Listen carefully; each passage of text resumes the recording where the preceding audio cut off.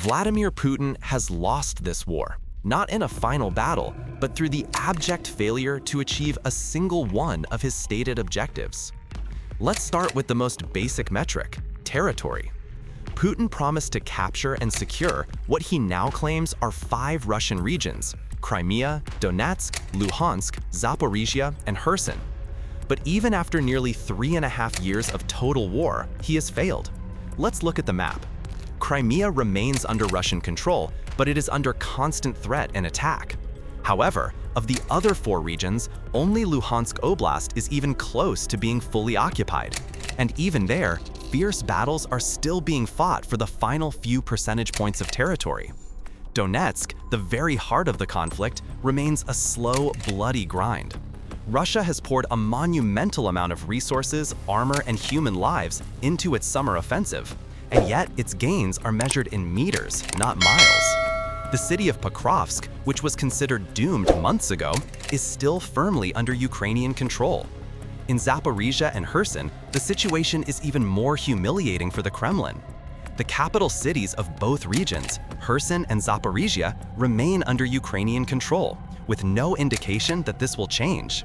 In fact, Russia's position in Kherson is worse than it was at the beginning of the war, as they were forced to retreat across the Dnipro River and abandon the regional capital they had captured in 2022. This isn't a victory, it's a colossal strategic failure. Next, we must consider the goal of demilitarization. The very word was a Kremlin talking point, a promise to strip Ukraine of its ability to fight. But the reality is the exact opposite. Ukraine's military is now stronger than it has ever been. It is equipped with advanced NATO hardware, including tanks, armored personnel carriers, artillery, and even aircraft. Its domestic defense industry has seen a massive boom in production, manufacturing more self-propelled artillery systems in a single month than all of Europe combined. Ukraine is now a world leader in drone and robotic warfare, pioneering tactics on land and sea that are being studied by every major military on the planet. This isn't a demilitarized army. It's a battle-hardened, technologically advanced military that has become one of the most effective fighting forces in the world. The Kremlin's goal of demilitarizing Ukraine has spectacularly backfired, turning a regional force into a global military power. Finally, we have the most sinister goal, denazification. This was a propaganda term for a very real and very dangerous objective: the destruction of Ukraine's statehood and the subjugation of its people. Putin's hope was to break the Ukrainian will to resist, to see the government collapse and the people plead for peace. Instead, the effect has been a national rebirth. The invasion has galvanized the Ukrainian nation, forging a stronger sense of national identity and unity than ever before.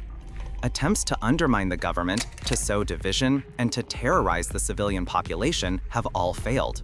Instead of a call for surrender, the Ukrainian people have responded with a fierce, defiant rage.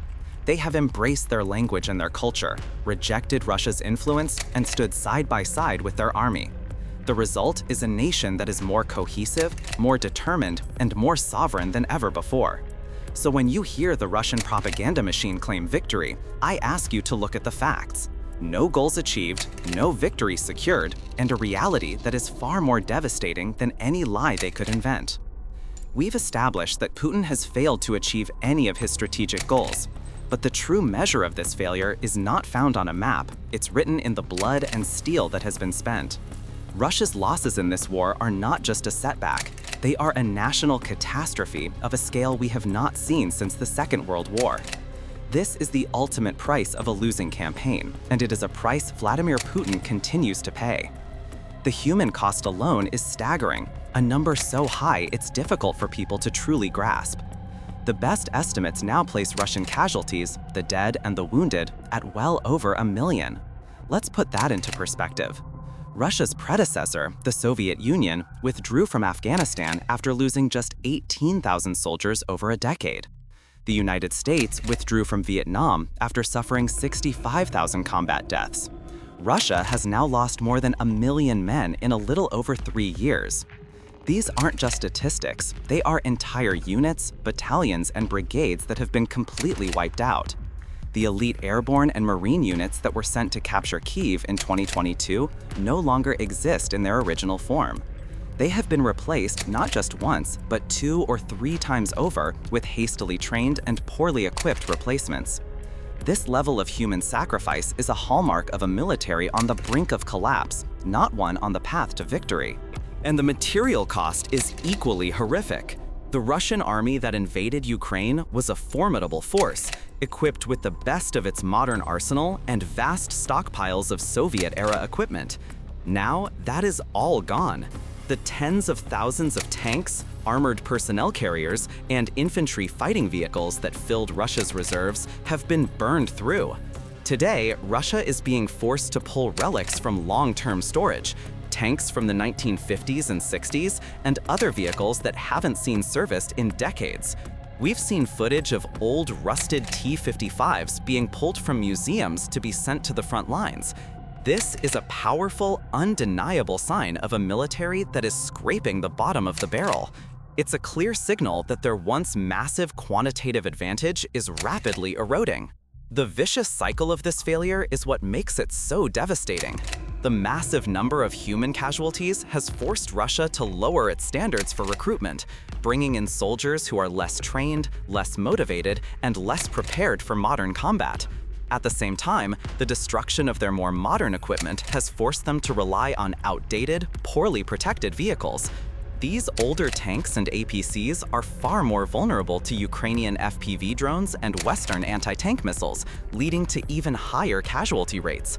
It is a spiral of decline that is accelerating with every passing day. The Russian military is not just losing, it is becoming a hollowed-out force, unable to sustain its numbers or its equipment, and there is no end in sight.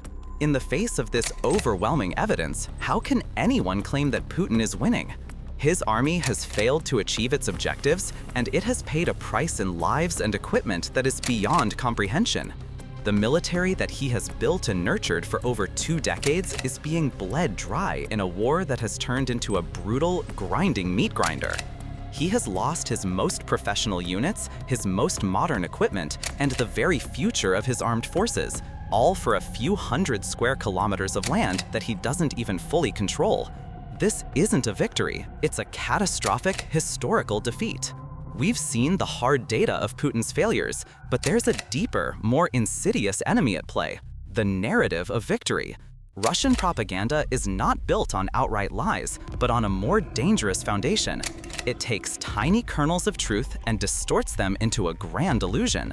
This is the core of their manipulation, and it's why a terrifying number of people outside of Russia believe that Putin is, in fact, winning.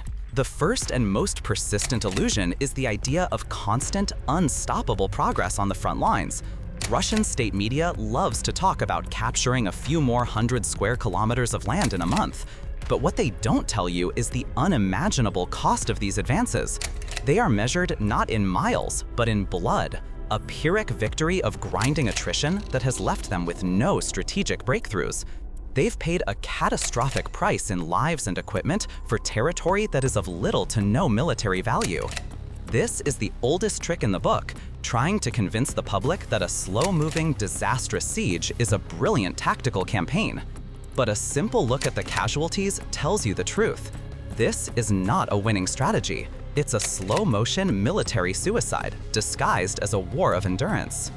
The second and most dangerous illusion is the claim that Putin has overcome international isolation. The Kremlin loves to showcase images of him standing with leaders from China, India, and various other nations. They present this as proof that the Western world's sanctions have failed. And while it's true that Russia is not a complete global pariah, this so-called victory comes with a price so steep it has crippled their sovereignty.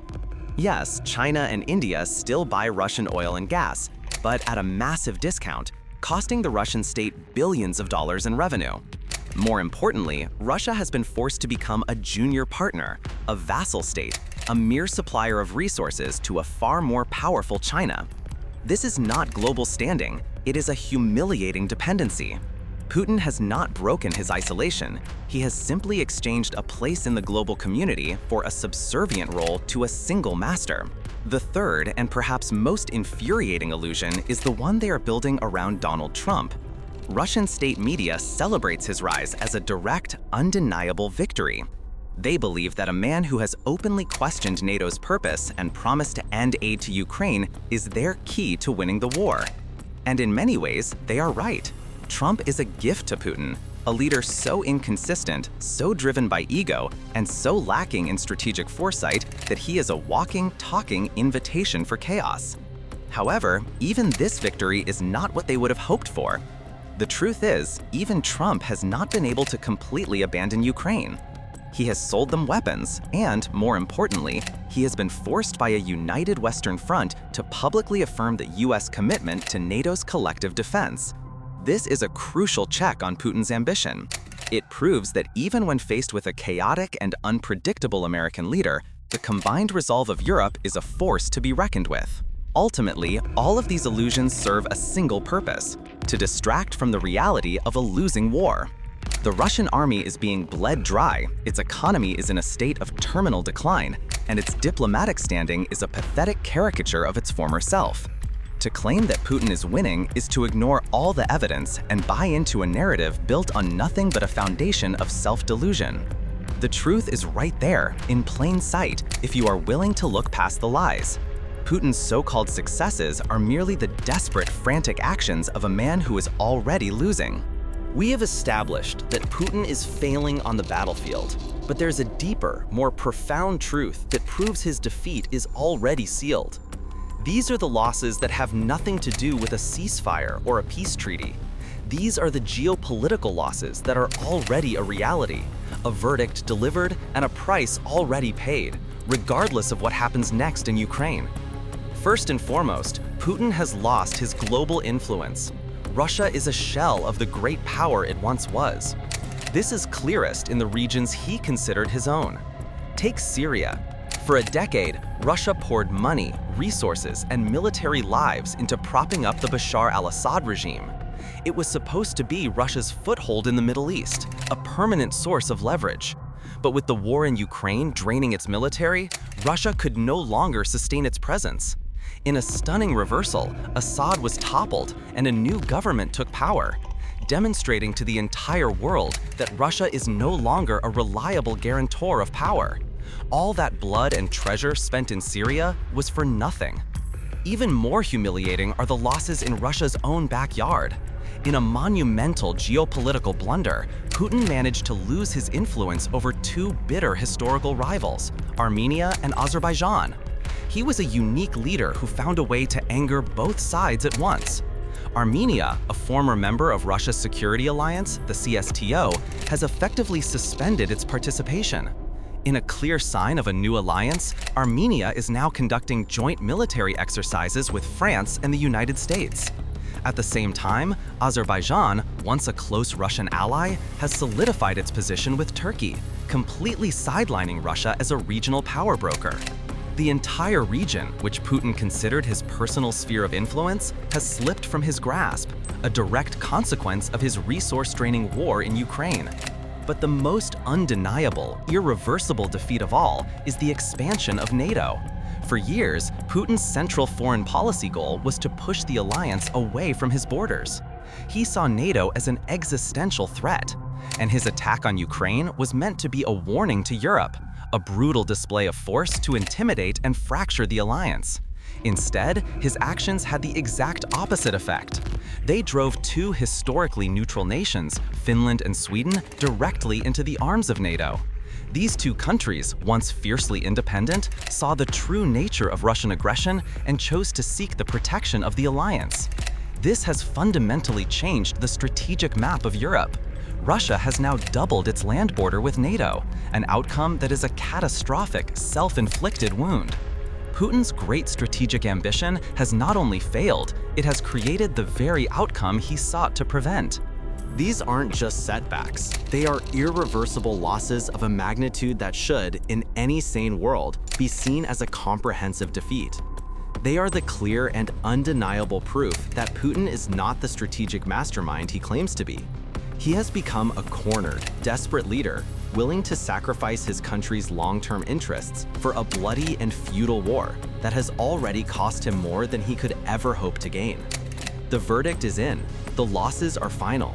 The only thing left to do is to see how much more he is willing to sacrifice for an illusion of victory that has already been debunked. We've laid out the facts. We've dissected the strategic blunders, the human cost, the irreversible geopolitical losses. The verdict is in, but there's a crucial final point to address, a dangerous moment of complacency that we must not fall into. The new decree that has been issued is a judgment on Putin's war, but it does not mean the war is over. It is a war that Russia has lost, but it has not yet been defeated. This is a war with the grim reality of a boxing match. Vladimir Putin is the heavyweight who came into the ring promising a quick, brutal knockout. He came in with a massive size advantage, a global reputation, and a well-earned reputation for ruthlessness. But he failed. He failed to land the knockout blow. He has been systematically beaten down, his strength eroded, his resources exhausted, and his plans foiled. He is losing on every single card. To a trained observer, there is no doubt that he has lost the match on points. But the bell has not yet rung. The fight is still going on, and a losing fighter, even a broken one, can still land a desperate, fatal punch if his opponent lets their guard down. This is the most critical and most dangerous part of the story. The fact that Russia is losing does not mean it is a safe country or a spent force. Even a losing Russia can still inflict horrific damage. It can still launch missile attacks, still send waves of drones, and still push forward in a final bloody offensive.